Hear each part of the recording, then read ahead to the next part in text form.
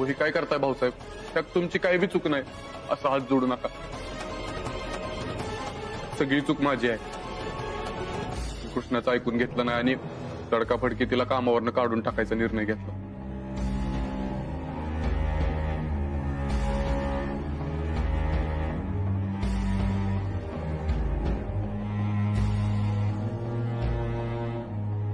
कृष्णा मला माफ कर. राया, एकदा मन चल पुन्हा कारखान्यात, मी सगळं विसरून येईन. मी आलोय तुला मानानं परत न्यायला कृष्णा. ह्या नोकरीला नाही म्हण. बोल काहीतरी राया. कृष्णा सांग त्यांना, मी परत कारखान्यात कामावर जाणार आहे. पुन्हा एकदा अभिनंदन मिसेस विधाते. कॉंग्रॅच्युलेशन्स.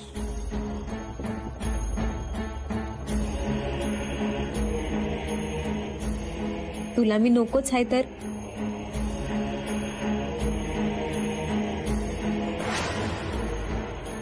कृष्णा का केलंस असं? मला वाटलं होतं तू मला माफ करशील, माझी साथ देशील.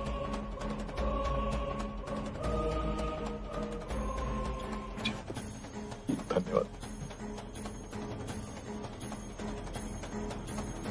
येऊ. कृष्णा तुझ्यासाठी आणले. अभिनंदन. होय, आम्हाला खात्री आहे विश्वजित रावांच्या कंपनीत तुझ्या हुशारीचं नक्की सोनं होईल बघ. रंजे, वाईस बाजूला चल, मला बोलायचंय तुझ्याशी.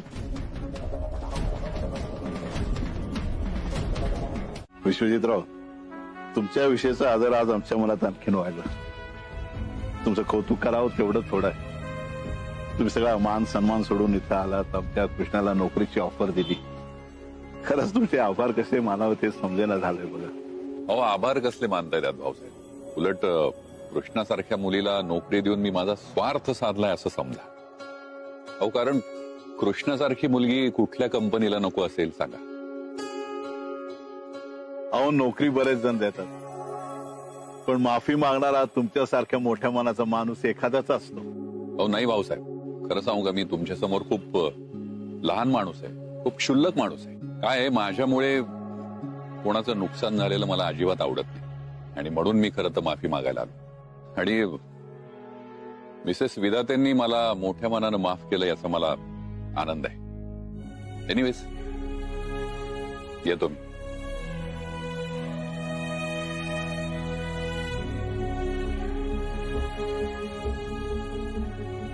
एक सांगायचं राहून गेलं आणि ते मला वाटतं तुमच्या दोघांसमोरच मी बोलायला हवं. त्या दिवशी मी रागाच्या भरात डील कॅन्सल करण्याची भाषा केली आणि मला माहितीये ते फार वाईट होतं, त्याबद्दल मी तुमची माफी मागतो. म्हणूनच मी आज हे सांगायला आलोय की आपलं जे डील होतं, जे कॉन्ट्रॅक्ट होतं, ते आपण कंटिन्यू करूया आणि तिथून पुढे शक्य इंडस्ट्रीजसाठी हळदीचा पुरवठा फक्त कोहिनूरच करेल. विश्वजितराव, तुम्ही आमची इज्जत राखलीत, मार्केटमधला आमचा मान राखलात. तुमचे आभार मानायला आमच्याकडे शब्दच नाहीत बघा. आभार कसले त्यात, फक्त परत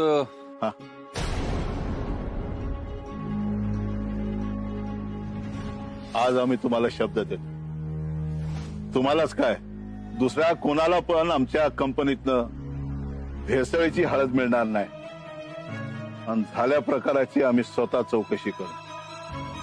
हा विश्वास आहे मला आणि म्हणूनच मी एक कॉन्ट्रॅक्ट रद्द करत नाहीये. ओके चला येतो.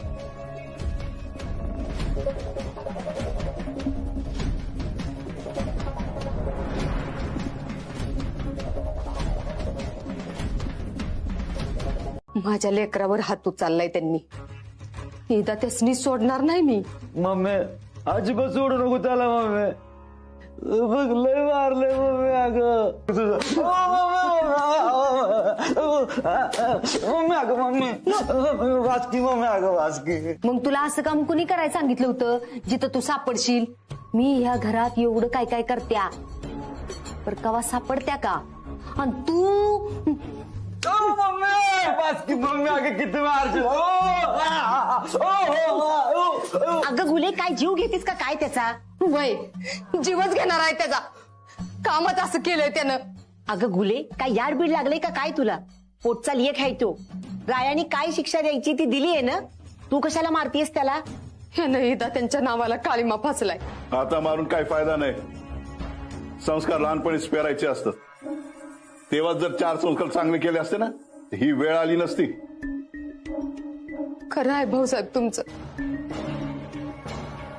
ह्याचा बाप मरून गेला आणि मग मला ह्याचाच आधार आहे म्हणून मी ह्याला लई जीव लावला. ह्याची प्रत्येक चूक मी माफ केली. ह्याचं लई लाड केलं.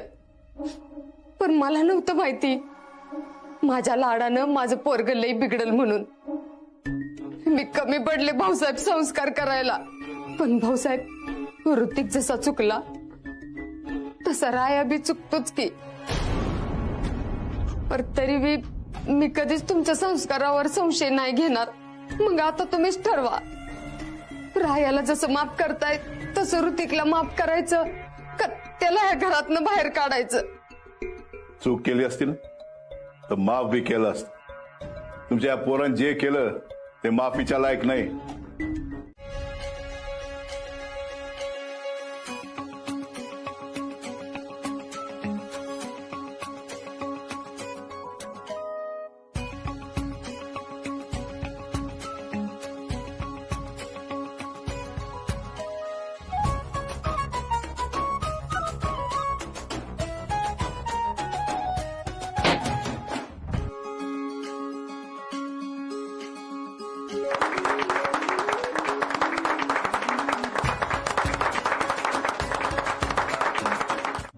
तुमच्या लेकीची मेहनतीची कमाई. कृष्णाचा पगार आहे मागच्या महिन्याचा. अहो पण हे आम्हाला का देताय? तुमच्या घरच्यांना द्यायचं ना, नाहीतर कृष्णीलाच द्यायचं. अहो, कृष्णाने बी हेच केलं असतं म्हणून इथं घेऊन आलो. तुमच्या मेहनतीनेच ती एवढी शिकल्या, एवढं नाव कमावत्या. त्यामुळं त्या पैशांवर सगळ्यात जास्त तुमचा हक्क आहे.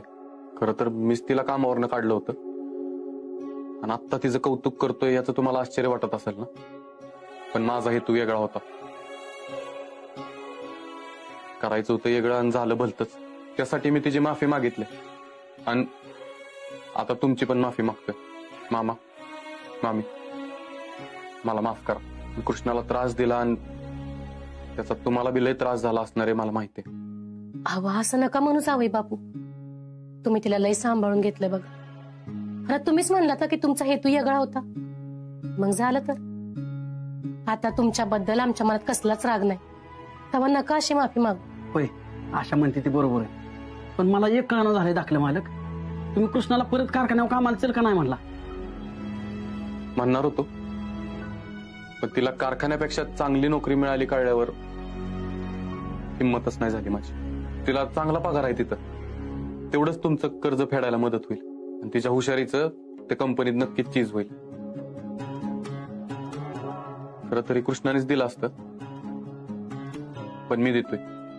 ह्याचा तुम्ही स्वीकार केला तर मला लय बरं वाटेल.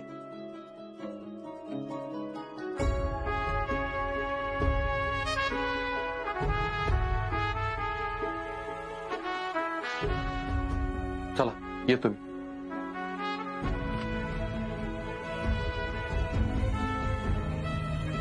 देवा, या दोघांचा संसार असाच फुलू दे.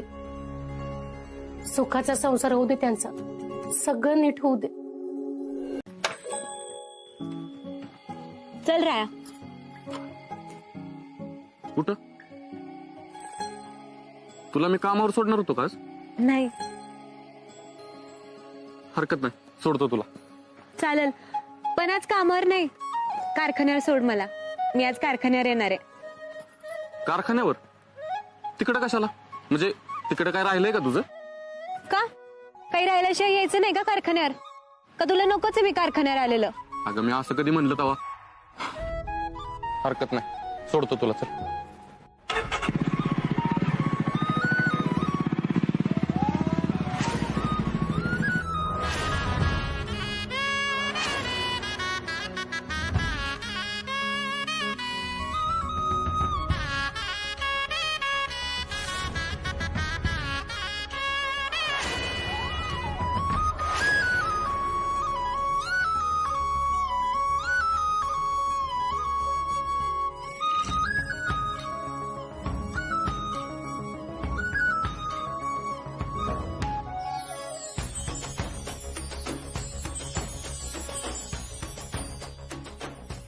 तुला कुठं लागलं तर नाही ना?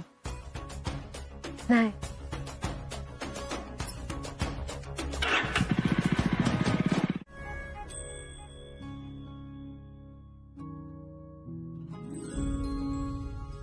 वा कृष्णा, काय तो रे बाबा, कसे आहात? सगळं काय ठीक आहे. आणि आपले छोटे मालक आणि हा कारखाना आहे ना, तोपर्यंत काही काळजी नाही बघा मला. राय चल. अगं कृष्णा, नक्की कुठं जायचंय आपल्याला? तू काहीच सांगा नाही मला. सगळं सांगते, पण त्याआधी ना माझं एक काम करावं लागल. सध्या तरी मला कुठलाच प्रश्न विचारायचा नाही. करशील? चल. अगे वंदना, सुमन, आपली कृष्णा आली, या लवकर.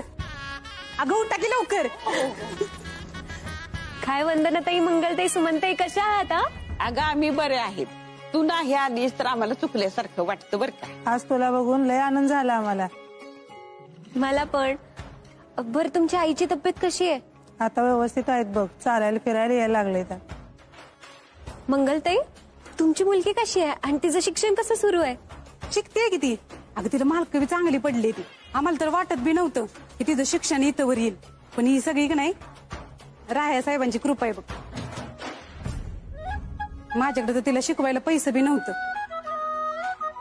आणि नवरा 24 तास दारू पिऊन घरात पडलेला. पोरगी तर म्हणत होती पैसे नसतील तर मी शिक्षण सोडून मजुरी करते, तेवढंच घराला हातभार होईल. पण राया साहेबांनी समजताच त्यांनी तिच्या ऍडमिशन साठी शब्द दिला नाही, तर तिच्या सगळ्या शिक्षणाचा नाही खर्च बी उचलला बघ. आता पोरीच्या शिक्षणानं आता नवऱ्याला बी लाज वाटायला लागली, म्हणून आता छोटी मोठी मजुरीची कामं करतो. मला तुम्हाला सगळ्यांना भेटून खूप भारी वाटलं. मी खूप खूप खूप मिस करत होते तुम्हा सगळ्यांना. खरं तर मला आता इथून जाऊच वाटत नाहीये, पण मला आणि राहायला लई महत्वाचं काम आहे, त्यामुळे आम्हाला निघावं लागल. चला येते. राहायचं.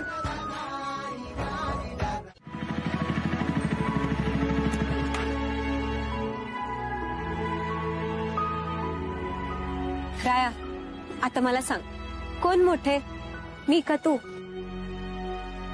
तू शिकला नसशील, पण तुझ्यात माणुसकी आहे. तू शिक्षण अर्ध्यात सोडला असशील, पण त्याच्यानंतर तुझ्यात स्वतःला सिद्ध करून दाखवायची एक जिद्द आलीये. तू एखादी गोष्ट ठरवलीस तर ती तू करतोसच. मला माहित आहे तुला मी आवडत नव्हते, कारण भाऊसाहेब मी हुशार आहे म्हणून माझं कौतुक करायचे, आणि तुला वाटायचं ते तुझ्याकडे दुर्लक्ष करतात. पण तसं नाहीये राया. बाप आभाळागत असतो, त्याची उंची आपल्याला मोजता येत नाही. आपल्याला वाटतं तो आपल्यापासून लई लांब आहे, पण तो त्याच उंचीवरनं आपल्याकडे बघत असतो. आणि भाऊसाहेबांचं बी तसंच आहे. ते तुला सांगत नसतील, पण त्यांचं तुझ्यावर लई प्रेम आहे, त्यामुळे स्वतःच्या नजरेतनं असं पडू नकस. माझ्यासाठी लहानपणापासून तू मोठा होतास, हायस आणि राहणार आहेस. आणि ती तू श्रीमंत आहेस, माझ्याशी लग्न केलेस म्हणून नाही, पण तू स्वतःच्या हिमतीवर हे विश्व तयार केलेस आणि कर्तृत्व गाजवलेस म्हणून. आणि हा असाच लोकांच्या पाठीशी खंबीरपणे उभा राहणारा, स्वतःवर विश्वास ठेवून लढणारा, कधीच हिंमत न हारणारा राया मला हवाय. आणि अशाच रायाचं भाऊसाहेबांना कौतुक वाटतं. आणि कायम एक गोष्ट लक्षात ठेव, बापाचं मन जिंकायचं नसतं, जपायचं असतं. बरं चल, मी येऊ आता. कृष्णा, काय झालं? काय नाही.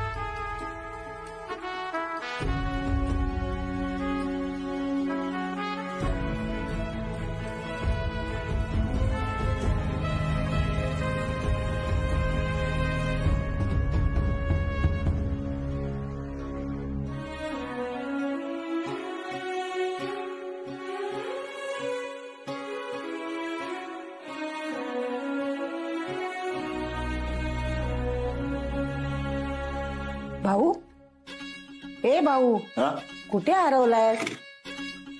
हा. कुठे काय? काय बघतोय? हा. ती कारखान्याची फाईल सापडत नव्हती. चुकून रायकडे राहिली का ते बघत होतो. खेळण्याच्या कप्प्यात रायची सवय माहिती ना तुला, कुठली गोष्ट कुठं पण ठेवतो. म्हटलं बघूया सगळीकडं.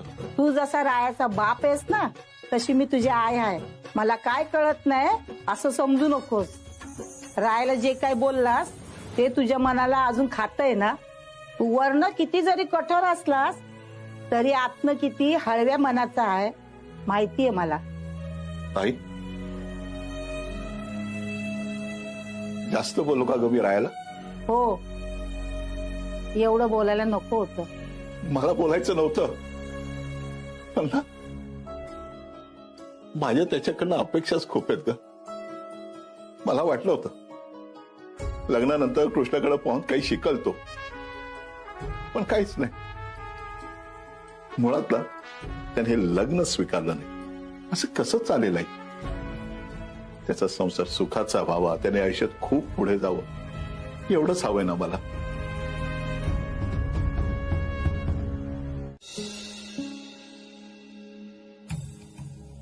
आपलं ब्युटी प्रॉडक्ट बाजारात खूप नाव कमावते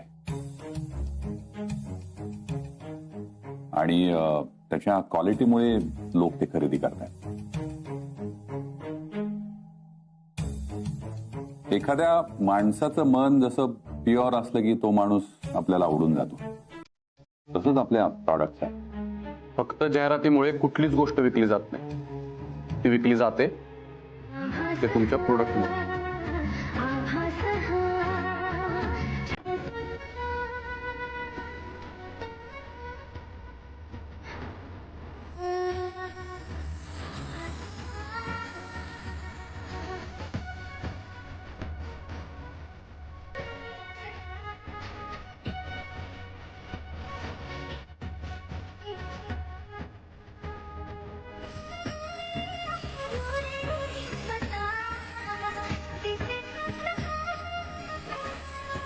एकच नंबर.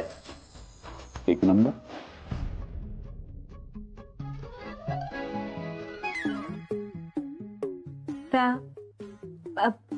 सॉरी सर, पाणी पिऊ? प्लीज.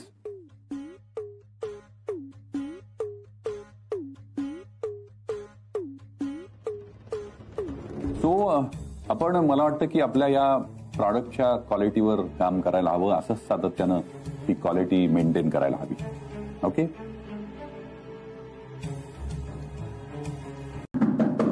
राय, दरवाजा उघडा. भाऊसाहेब, काय चाललंय तुमचं? काय आहे सगळं? कळेल का आम्हाला? तुम्ही 2 दिवस झालं माझ्याशी बोलला नाही, कारखान्यात बी आला नाही. त्यामुळं काही कामं बाकी होती. बऱ्याच फाईल्सवर तुमच्या सहाय्या करायच्या राहिल्यात. बरीच कामं अडकून पडल्यात. ते तुम्ही लवकरात लवकर पुरी करायला पाहिजेत. आम्ही तुम्हाला आधीच सांगितलं ही जबाबदारी तुम्ही घ्या. अजून किती वर्ष आम्ही कारखान्याची जबाबदारी सांभाळायची? आम्हाला रिटायर व्हायचं यातून. आता कारखान्याची जबाबदारी तुमची. आम्ही फक्त शेताची कामं बघणार. पण भाऊसाहेब, माझ्या कारणं नको आहेत आम्हाला. ही सगळी कामं तुम्हालाच करायची आहेत.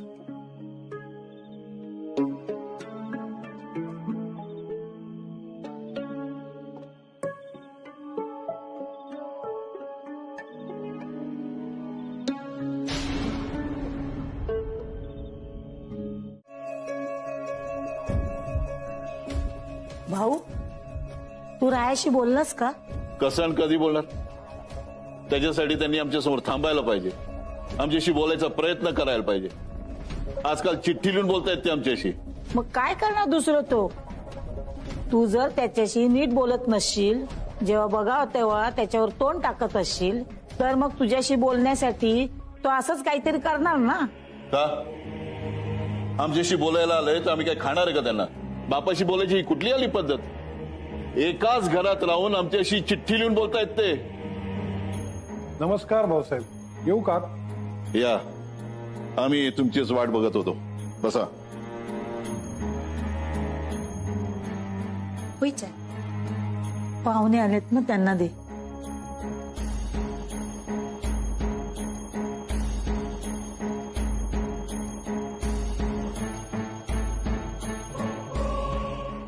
भाऊसाहेब असं अचानक बोलून घेतलं, काय महत्वाचं काम आहे का?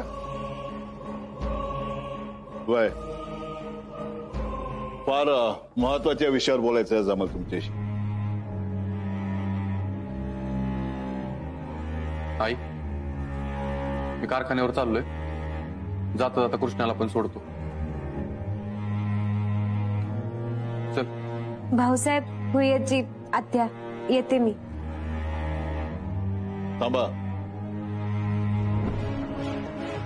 आम्हाला तुम्हा सगळ्यांशी एक महत्वाचं बोलायचं.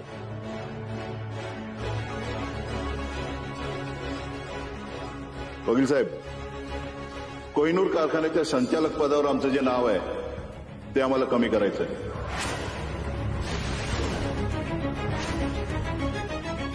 अहो, हे काय करताय? असा तडकाफडकी निर्णय घेऊ नका. तुमचा रायावर राग आहे मला माहितीये, पण आम्ही रागात हा निर्णय घेतलेला नाही. अतिशय शांतपणे आणि विचारपूर्वक हा निर्णय घेतलेला आहे. वकील साहेब, लवकरात लवकर संचालक पदावरून आमचं नाव कमी होईल याच्या कामाला लागा. सगळ्या पेपरची जुळवाजुळव लवकर करा. अहो भाऊसाहेब, पण आमचं ठरलंय, यात बदल होणार नाही. लवकरात लवकर कामाला लागा. नाही भाऊसाहेब, ह्या सगळ्याची काही बी गरज नाही. मला माहितीये तुम्ही हे का करताय, त्यामुळं तुमचं काम मी सोपं केलंय. ह्यानं स्वतःच भाऊसाहेबांनी कारखान्यातनं काढून टाकलं काय?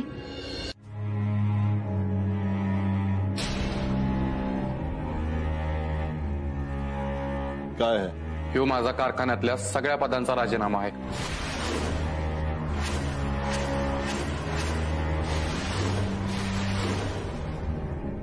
माफ करा मला भाऊ,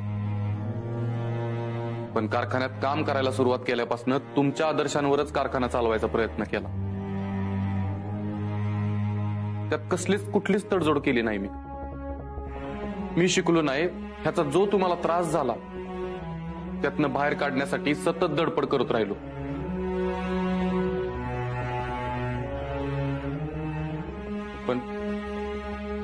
पण मी अपयशी ठरलो. नाही जमलं मला तुमच्या अपेक्षा पुऱ्या करायला. भाऊसाहेब विधाते ह्या नावात एक वजन आहे, आदर आहे, दरार आहे. आणि त्या नावाला बट्टा लागू नये म्हणून सतत धडपडत राहिलो, पण तरी बी त्या नावाला डाग लागलाच. आणि त्याला मी जबाबदार आहे. मला नाही तुमच्या नजरेत मोठं होता आलं. तुमच्या डोळ्यात माझ्यासाठी अभिमान बघायचं स्वप्न अपुरच राहिलं. कारखान्यात जे काय झालं त्याची सगळी जबाबदारी स्वीकारून मी राजीनामा देतोय. माझ्या जागी कुठल्या तरी हुशार, समजूतदार, चांगल्या शिकलेल्या व्यक्तीवर ही जबाबदारी सोपवावी अशी माझी इच्छा.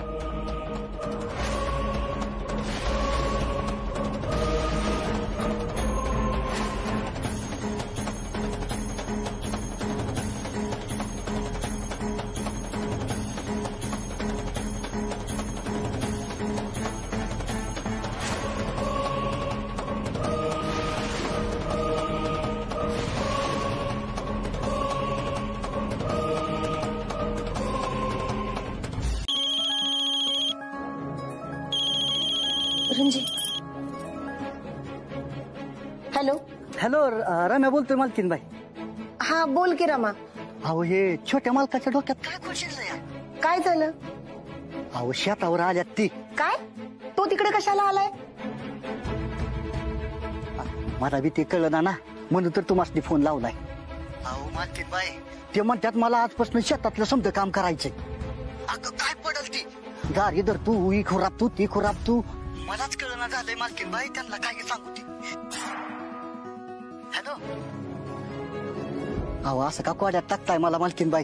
बोला की काय तर. हा त्याला काही काम करू देऊ नकोस, मी तुला नंतर फोन करते. तू रायाला शेतावर पाठवलेस, तिथलं काम करायला सांगितलेस. अगं तुला काही वाटतंय का? मी एक काही शब्द बोलू नकोस माझ्याशी.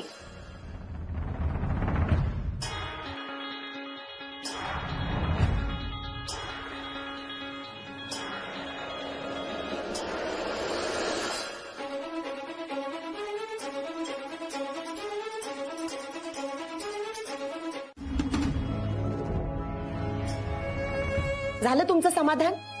हेच पाहिजे होतं ना तुम्हाला? काय चुकलं हो त्याचं? नसल शिकला तो, पण एकाचं 5 कारखानं केलं ना त्यांनी त्याच्या कर्तृत्वानं, तरी का हो सतत त्याचा पाणउतारा करत असता? तुम्हाला का असं वाटतं की तो आयुष्यात काही करू शकणार नाही? कधीतरी त्याच्यावर विश्वास ठेवा. त्याला सांगा, मी आहे तुझ्या पाठीशी, माझा विश्वास आहे तुझ्यावर, तू लई पुढे जाशील. पण नाही. कसं असतं, विश्वास ठेवायला विश्वास द्यायचा असतो माणसानं, जो तुमच्या लेखानं कधी दिलाच नाही. आताही स्वतःला सिद्ध करण्याची संधी असताना पळ काढला त्यानं. राय आमचा लेख आहे, शत्रू नाही. त्याच्या चांगल्यासाठीच आम्ही बोलतो. आम्हाला वाईट एकाच गोष्टीचं वाटतं की आम्ही चुकीचं बोलतोय, चुकीचं वागतोय त्याच्याशी. हे त्याला कधी सिद्ध करता आलंच नाही. आता पण त्याने पळ काढून हेच सिद्ध केलं की आम्ही बरोबर आहे, तो चुकीचा. म्हणजे तुम्ही त्याला शेतात काम करण्यापासून थांबवणार नाही? का थांबू? चांगलं काम आहे ते. शेतकऱ्याचे कष्ट त्याला कळते. शेती करणं सोपं नाही.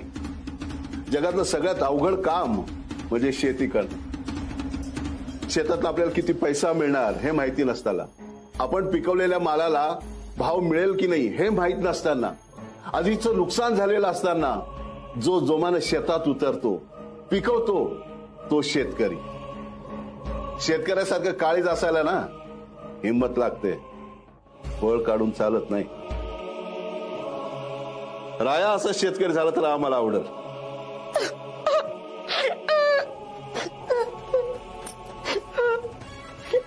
शांत व्हा. काय झालं एवढं रडायला? लोक म्हणतील घरातलं कोणी गेलं की काय?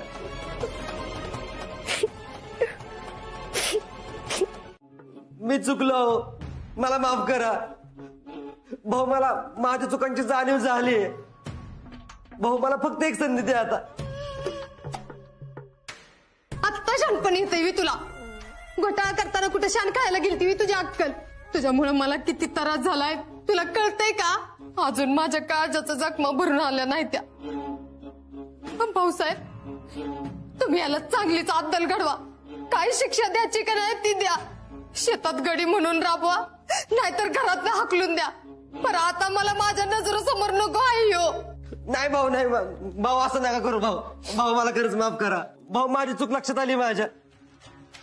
मी तुम्हाला शब्द देतो, रायापेक्षा मोठं काम करून दाखवीन भाऊ. मला फक्त एक संधी द्या भाऊ. पाय सोड. पाय सोड.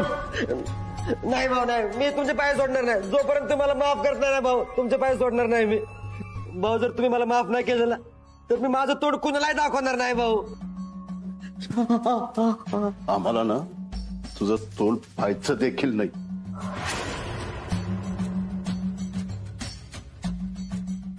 आणि तुला जर खरंच माफी मागायची असेल तर हिची माग. तुझ्यामुळे लई नुकसान झालं हिच. तू गुन्हेगार यायचा. माफी मागा सुनबाईची. माफी माग.